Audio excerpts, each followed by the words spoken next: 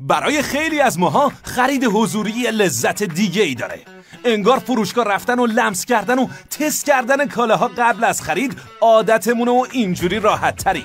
حالا فکر کن با اسنپ پی حضوری خرید کنی و موقع حساب کردن هیچ پولی ندی. چی از این بهتر؟ از الان به بعد میتونی در کنار خرید آنلاین خرید حضوری هم با اسنپ پی تجربه کنی. بیش از 1500 فروشگاه معتبر و مراکز خرید مختلفی مثل اوپال، نیایش، ایران مال، باملند و مگامال تو کل کشور در دسترسن و میتونی از گوشی و لباس و لوازم خونگی گرفته تا طلا و کفش و لوازم مایحتاج خونه رو حضوری بخری و هزینه‌شو بعداً پرداخت کنی. خرید حضوری با اسنپ پی مثل آب خوردنه.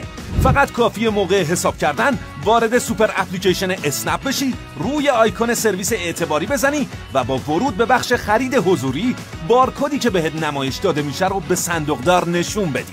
به همین راحتی با اسنپ پی حضوری بخر بعداً پرداخت کن.